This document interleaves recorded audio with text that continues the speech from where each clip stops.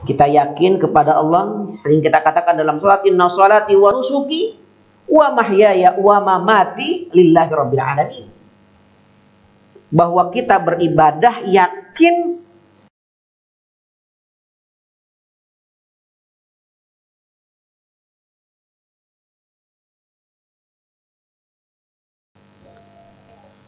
Bismillahirrahmanirrahim. Assalamualaikum warahmatullahi wabarakatuh. Alhamdulillahi wa kafa, wassalatu wassalamu ala sayyidina Muhammadin al-Mustafa wa ala alihi wa ashabihi ahli sidqi wal wafa, amma ba'du. Allahumma salli ala sayyidina Muhammad wa ala ali sayyidina Muhammad.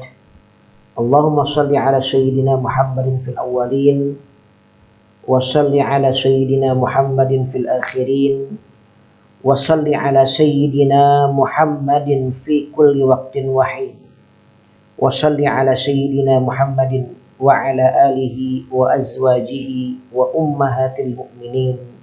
Allahumma ij'al jam'ana hadha jam'an marhuma wa tafarruqana min ba'dihi tafarruqan ma'suma wa la syaqiyya wa la mahruma birahmatika ya arhamar rahimin, amin amin ya rabbal alamin. Sahabat, rekan-rekan para mahasiswa dan rekanita para mahasiswi, Bapak dan Ibu sekalian yang saya hormati, para pemuda-pemudi yang saya cintai, semoga Allah senantiasa memberikan kemuliaan, bimbingan, inayah, hidayah kepada kita dalam menapaki sisa-sisa kehidupan di muka bumi ini. Amin ya Allah ya rabbal alamin. Bersyukur kepada Allah Subhanahu wa taala, pada kesempatan ini kita masih diperkenankan oleh Allah Subhanahu wa taala untuk bertatap muka, untuk kemudian bersua, untuk kemudian bermuajahah, walaupun tidak secara langsung tapi melalui virtual. Tapi mudah-mudahan tidak mengurangi keberkahan kita semua dalam melaksanakan ibadah taqarrub kepada Allah Subhanahu wa taala. Kenapa saya katakan ibadah taqarrub? Karena kita semua sedang berada di majelis ilmu. Dalam sebuah hadis, orang yang berkumpul di majelis ilmu itu Allah Subhanahu wa taala akan berikan kebaikan yang sempurna, akan turunkan malaikat, ditenangkan hatinya, nama-namanya akan disebut oleh penduduk langit. Maka dengan demikian saya katakan ini ibadah, dan tentunya untuk kita semua yang hadir, yang menonton, menyaksikan video ini, jangan salah niat, bukan hanya sebatas mencari nilai di atas kertas, tapi lebih daripada itu niat kita menyaksikan video ini ibadah menuntut ilmu agar kita mendapatkan pahala menuntut ilmu di sisi Allah Subhanahu wa taala. Sahabat, mahasiswa dan mahasiswi yang saya hormati dan semoga Allah muliakan, insyaallah pada kesempatan ini saya akan melanjutkan kajian kuliah pada pertemuan pasca UTS ya. Ini merupakan pertemuan pertama dan insyaallah mudah-mudahan semakin bertambah keilmuan antum sekalian para mahasiswi dan mahasiswa untuk kemudian menjadi bekal kehidupan kita menapaki di era dan fase berikutnya. Dan tentunya di awal pertemuan ini sama-sama kita berdoa kepada Allah Subhanahu wa taala, masih dalam kondisi pandemi belum berakhir, berefek kepada kita kuliah ya. Tidak secara offline ya, tapi senantiasa online. Karena emang kondisi pandemi belum berakhir. Kita berdoa kepada Allah Subhanahu wa taala semoga pandemi ini COVID-19 Allah senantiasa mengangkat dari bumi Indonesia khususnya, umumnya dari dunia, dan kita semua bisa melaksanakan aktivitas ibadah secara normal dan secara stabil seperti biasa. Teman-teman sekalian, para mahasiswa dan mahasiswi, pada kesempatan ini saya akan membahas perkuliahan dengan tema karakter pendidikan Islam menurut Al-Quran. Pendidikan Islam merupakan upaya manusia untuk melahirkan generasi yang lebih baik.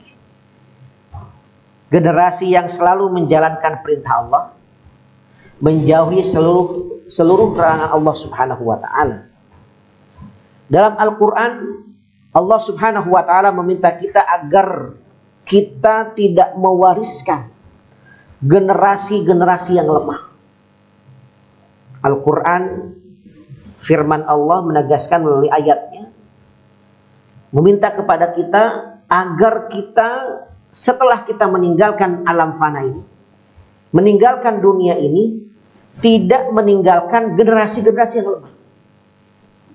Allah Subhanahu wa taala menjelaskan ayat surat An-Nisa ayat ke-9 ya. Surat ke-4 surat An-Nisa, kemudian ayat ke-9. Apa bunyinya? A'udzu billahi minasyaitonir rajim. Wal yakhshal ladzina law taraku min khalfihim dzurriyyatan di'afan khafu 'alaihim falyattaqullaha wal yaqulu qawlan sadida. Allah menegaskan wal yakhshal ladzina law taraku, wahai manusia, hendaklah kalian takut kepada Allah. Orang-orang yang sekiranya nanti meninggalkan keturunan, tapi mereka meninggalkan keturunan dalam kondisi di'afa, dzurriyyatan di'afa, kondisi generasi yang lemah. Khafu alaihim, maka takutlah kalian. Falyattaqullaha, bertakwalah kalian kepada Allah. Wal yaqulu qawlan sadida, dan berkatalah dengan perkataan yang sadida, lemah lembut atau benar.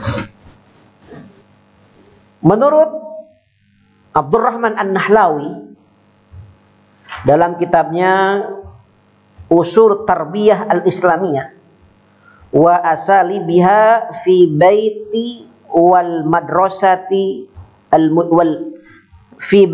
wal madrasati wal mujtama. Pengarangnya Abdurrahman An-Nahlawi. Apa kata beliau? Proses pendidikan merupakan mendidik manusia ke arah yang sempurna, sehingga manusia tersebut dapat memikul tugas-tugas kekhalifahan. Jadi mendidik manusia agar menjadi posisi yang sempurna, supaya apa? Supaya mampu memikul tugas-tugas kekhalifahan di muka bumi ini. Dengan apa? Dengan cara yang amanah. Maka upaya melahirkan manusia yang aman tersebut adalah amal pendidikan Islam. Jadi agar melahirkan manusia-manusia yang amanah untuk mengurus bumi ini, karena kita khalifah di muka bumi ini, maka adalah amal disebut bagian daripada amal pendidikan Islam. Pendidikan Islam itu, kata beliau, kata Abdurrahman An-Nahlawi dalam kitabnya Ushul Tarbiyah, pendidikan Islam itu memiliki 3 unsur atau 3 aspek.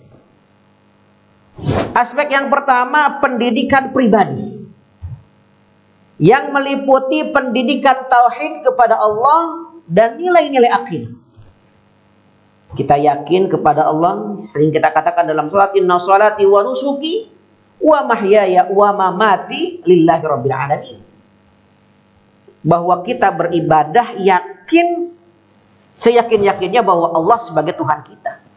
Iyyaka na'budu wa iyyaka nasta'in. Jadi yang pertama, kata beliau, adalah aspek pendidikan Islam itu yang perlu kita tahu, yang perlu kita ingat, yang perlu kita sadar, adalah pendidikan pribadi yang meliputi tauhid kepada Allah dan akidah. Yang kedua, mencintai amal kebajikan dan keteguhan pada prinsip Islam. Nah, ini yang terpenting. Setelah kita yakin, kita mencintai kebaikan, kebajikan pada prinsip Islam dalam situasi dan kondisi apapun. Nah, nampaknya hari ini aspek yang kedua ini banyak bergeser. Ketika orang diperintahkan untuk yakin kepada Allah, siap. Ketika manusia ini diperintahkan untuk salat, siap. Ketika manusia ini diperintahkan untuk zakat, siap. Tapi ketika orang diperintahkan mengimplementasikan akidah, keyakinan yang turunnya syariat, diamalkan kepada aspek-aspek duniawi, tidak sedikit orang menolaknya. Contoh misalkan ekonomi. Seorang muslim karena yakin kepada Allah, Allah menurunkan konsep ekonomi disebut dengan ekonomi Islam. Dan hari ini tidak semua orang meyakini dan percaya begitu aja mengamalkan daripada prinsip ekonomi Islam. Begitupun politik. Senang kok ketika euforia ya. Ketika sholat berjamaah masjid ramai. Tapi ketika ditanya, Pak, kira-kira bagaimana Islam kalau umat Islam terjun ke politik atau ustadz masuk kepada politik? Ataupun orang-orang yang soleh masuk terjun kepada politik? Oh, bilangnya, nggak boleh itu. Politik kotor, umat Islam suci. Nah, kalau pandangan seperti ini ada di tubuh umat Islam, artinya umat Islam akan a priori dengan politik. Kalau a priori dengan politik, maka ya sudahlah, pastinya politik ini akan dikuasai oleh orang-orang non-muslim, orang-orang yang tidak soleh, orang-orang yang tidak amanah. Nah, ini salah satu contohnya. Jadi kalau tadi yakin tauhid kepada Allah, yang kedua harus apa? Harus cinta kepada kebajikan, prinsip-prinsip nilai Islam. Ini penting. Nah, yang ketiga, teman-teman sekalian, yang kedua tadi, dalam situasi dan kondisi apapun. Kan ada dalam sebuah hadis kan? Ta'arraf ilallahi firraha'i ya'rifka bisyiddah. Itu hadisnya. Kata Rasulullah, kenalilah Allah dalam situasi Anda sedang berbahagia. Anda sedang di atas angin, kita semua sedang senang, sedang merasa berkecukupan. Harus ingat kepada Allah, zikir senantiasa menjaga ibadah-ibadah itu. Maka kalau ibadah, ketaatan kita dijaga dalam kondisi kita tenang, kita ibadah. Kita bahagia, kita juga ibadah. Maka ketika kita berada di bawah, berada dalam kesempitan, kesulitan, Allah hadir akan membantu kita semua. Ya, dalam situasi, kondisi apapun. Ya, mencintai prinsip Islam, nilai-nilai Islam. Yang ketiga, kata Abdurrahman An-Nahlawi masih, pendidikan sosial masyarakat yang meliputi cinta kebenaran dan mengamalkannya, serta sabar dan teguh menghadapi tantangan. Ini dalam konteks bersosial. Dalam konteks bersosial. Harus cinta dalam konteks bersosial. Kita bergaul dengan orang, ya harus mengamalkan nilai-nilai Islami. Anda misalkan yang mahasiswi, jangan sampai pakai kerudung ketika kuliah saja. Ketika keluar, aktivitas yang lain tidak pakai kerudung. Berarti itu tidak Islam.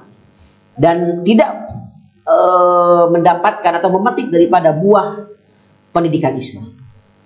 Untuk aurat itu kan bukan ajaran kampus. Ya, untuk aurat itu kan bukan perintah daripada dosen. Perintah Allah dalam bersosial begitu, dalam pembicaraan dimanapun. Hari ini kita punya gadget ya. Gadget ini adalah ya bisa dipakai di mana saja dan dimanfaatkan apa saja, betul? Bisa belajar, bisa menuntut ilmu, betul? Bisa apalagi berinteraksi dengan teman-teman kita dimanapun dan kapanpun, begitu kan? Tapi di sisi lain juga gadget ini bisa mengantarkan kepada kemaksiatan. Di sini sumber maksiat banyak. Ketik sedikit aja masalah apa misalkan, ya kata-kata apa muncul di sini maksudnya. Mau dari gambar dan seterusnya. Nah, dalam aspek pendidikan Islam ini harus di apa? Disentuh yang ketiga ini, pendidikan sosial bermasyarakat yang meliputi cinta kebenaran. Ya, ada istilah dakwah kan. Diwarnai pikiran-pikiran masyarakat, jangan sampai apa? Ya, mereka mengenal Islam hanya di masjid saja. Tapi di pasar mereka tidak mengamalkan. Di masjid ibadah senang, semangat gitu kan. Pengajian penuh, ketika di pasar semuanya penipuan saja. Dan ini tidak diinginkan oleh Islam. Nah, makanya tiga aspek ini kalau diterapkan dengan tepat, maka akan lahir manusia-manusia yang berakal, manusia-manusia yang amanah, manusia-manusia yang cerdas, manusia-manusia yang berilmu, manusia-manusia yang bertakwa di hadapan Allah Subhanahu wa ta'ala. Atau dalam istilah Al-Quran, itu semua dirangkum dengan istilah ulul albab. Ya, kata ulul albab ada kedua kata. Ulu yang artinya adalah ulu memiliki, albab artinya mukh atau mukh itu pemikiran yang berlian. Ya, dalam Al-Quran ulul albab ini tidak kurang disebutkan 16 ayat. Ya.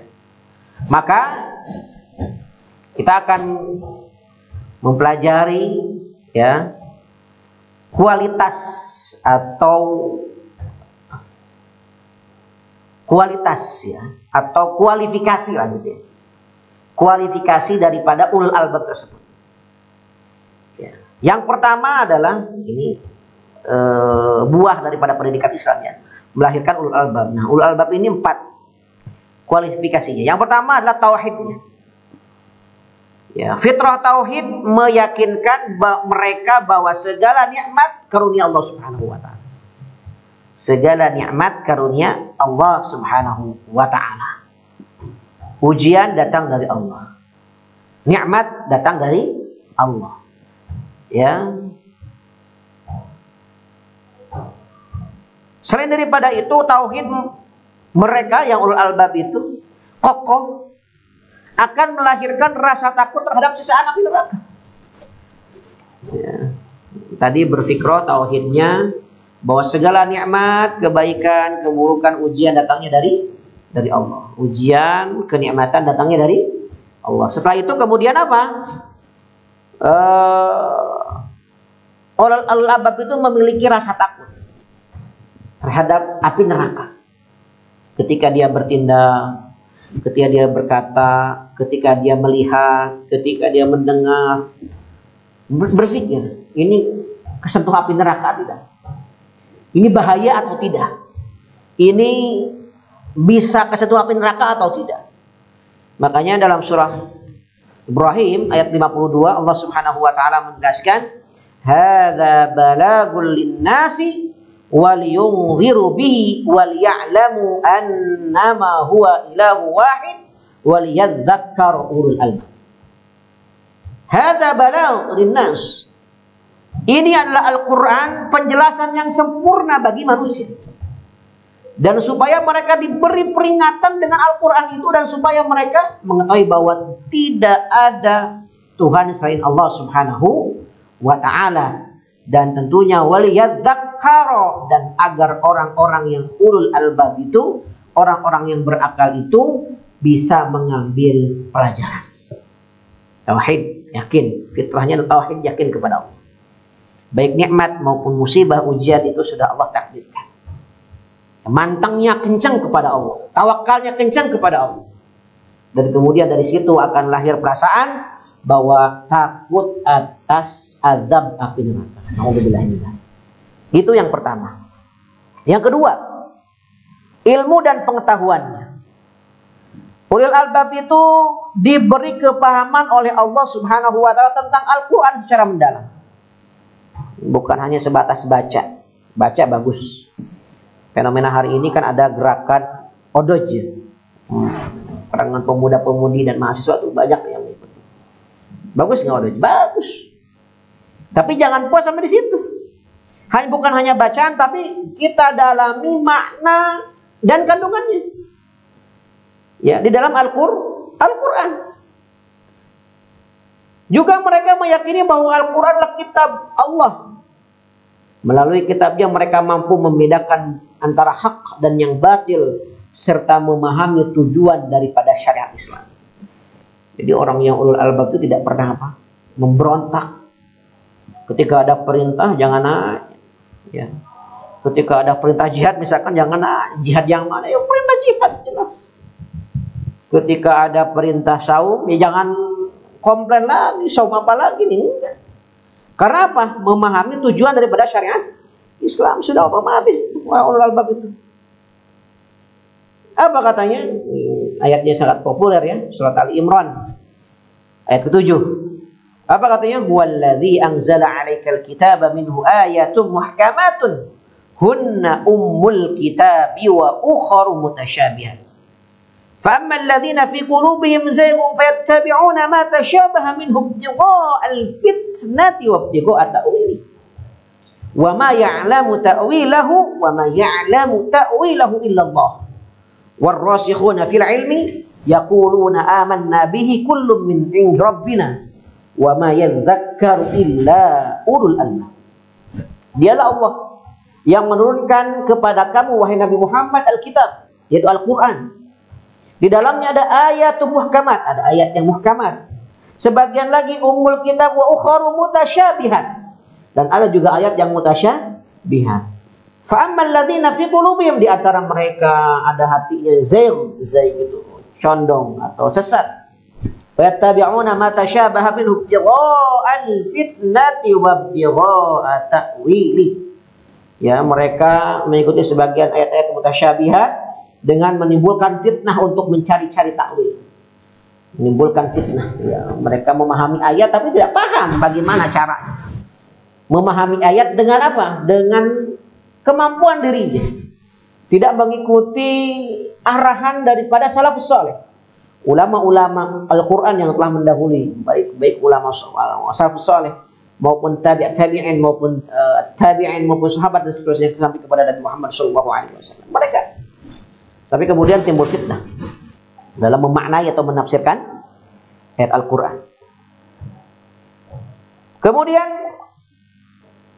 padahal tidak ada yang mengetahui takwil melainkan Allah, dan orang-orang yang mendalami ilmunya berkata, sedangkan warrasikhuna fil ilm, orang-orang yang mendalami ilmunya, ilmu Al-Quran tentunya dekat kepada Allah, jadi ar-rasikh. Ar-rasikh orang yang mendalam, ilmunya banyak, ibadahnya banyak, dekat dengan Allah. Yaquluna amanna bi kullu min 'indi rabbina. Ketika menemukan ayat-ayat Allah, tidak semerta-merta dia semau dia mengamalkan atau menafsirkan, memaknai Al-Quran, tapi senantiasa diawali dengan yaquluna amanna bihi kullum min 'indi rabbina. Yakin dalam hatinya, inilah yakin bahwa apapun yang maknanya adalah semuanya dari Allah. Wa ma yadzakkaru illa ulul albab, dan tidak dapat mengambil pelajaran melainkan orang-orang yang ulul albab. Ya, itu yang kedua. Yang ketiga, sikap dan ibadahnya. Mereka menjaga amanah dan janji hidupnya dengan Allah Subhanahu wa taala dan tidak akan mengingkarinya. Makanya kan saya di awal tadi bilang, inna salati wa nusuki wa mahyaya wa mamati lillahi rabbil alamin. Tidak pernah mengingkari. Seluruh amalan ibadahnya mulai dari tidur, bangun tidur, sampai kemudian tidur lagi. Semuanya diniatkan ibadah, dan apa-apa amalannya itu sesuai dengan perintah Allah Subhanahu wa taala. Sesuai dengan Al-Quran yang Allah ajarkan. Sesuai dengan hadis Rasulullah SAW yang beliau contohkan untuk kita semua. Tidak pernah mengingkarinya. Mereka menjaga silaturahim, menjaga infak, menjaga auratnya, gitu ya, sabar, dan memiliki amalan-amalan akhlak yang baik yang lainnya. Ya, termasuk sholatnya, berdoanya kan, itu bagian daripada amalan seorang muslim. Yang nomor 4 daripada karakteristik ulul albab, tafakkur dan tadabbur. Tafakkur, berfikir, tadabbur, berenung. Mereka gemar melakukan tafakkur dan tadabbur akan kekuasaan Allah Subhanahu wa taala. Kalau tafakkur fi khalqillah, kalau tadabbur fi ayatillah. Kalau tafakkur terhadap kekuasaan Allah di muka bumi, di alam semesta. Kalau tadabbur terhadap ayat-ayat Al-Qur'an Karim. Ya, bagaimana penciptaan manusia, penciptaan alam, itu wajib ditafakkurkan oleh seorang muslim, seorang ulama. Begitupun ayat Al-Qur'an yang dibaca bukan hanya sebatas dibaca, tapi ada targetan-targetan kita memahami, merenungi, dan itu disebut dengan tadabbur. Sampai kemudian mengambil i'tibar daripada tafakkur dan tadabbur tadi. Misalkan ketika melihat alam semesta, mulai dari bulan, mulai dari apalagi bintang, mulai dari penciptaan Allah yang berkesinambungan, lengkap semuanya kita pikirkan, sampai kemudian kita i'tibar, ngambil pelajaran. Begitupun ketika membaca ayat kita renungi, kita tadabburi, kita resapi makna ayat demi ayat, kemudian kata demi kata Al-Quran, kemudian sampai kita bisa mengambil i'tibar, pelajaran daripada ayat yang kita kaji tadi. Ya, begitu orang-orang ulul albab itu. Inna fi khalqis samawati wal ardi wa ikhtilafil laili wan nahar La ayatin li ulil albab alladzina yadhkuruna Allaha qiyaman wa qu'udan wa 'ala junubihim wa yatafakkaruna fi khalqis samawati wal ardi. Rabbana ma khalaqta hadza batila subhanaka faqina 'adzabannar. Inna fi khalqis samawati wal ardi, sesungguhnya dalam penciptaan langit wal ardi dan bumi, wa ikhtilafil laili wan nahar, pergantian antara malam dan siang, la ayatin li ulil albab, itu adalah ayat-ayat tanda kekuasaan Allah bagi siapa? Liulil albab, bagi ulul albab. Apa ulul albab itu? Nah, ayat berikutnya menjelaskan. Ulul albab itu adalah alladzina yadhkuruna Allaha qiyaman wa qu'udan wa 'ala junubihim. Ulul albab itu adalah orang-orang yang senantiasa yadhkuruna Allaha, mengingat Allah, qiyaman wa qu'udan wa 'ala junubihim, dalam kondisi dia berdiri, kondisi dia duduk, kondisi dia berbaring. Wa yatafakkaruna fi khalqis samawati wal ardh. Mereka senantiasa berfikir, mentafakuri dalam penciptaan langit, bumi. Kemudian mereka berkata, Rabbana ma khalaqta hadza batila, ya Allah, setelah saya tafakkur atas penciptaanmu ya Allah, maka Rabbana ma khalaqta hadza batila, tidak ada sedikit pun yang tidak sempurna. Tidak ada yang sedikit pun yang batil, yang rusak, yang sia-sia. Semuanya Allah ciptakan begitu sempurna. Subhanaka faqina 'adzabannar. Maha suci Allah yang memelihara. Semoga Allah memelihara kita daripada siksa api neraka. Ma'asyiral muslimin wal muslimat, sahabat, mahasiswa dan mahasiswi dimanapun Anda berada. Kemudian kita akan mempelajari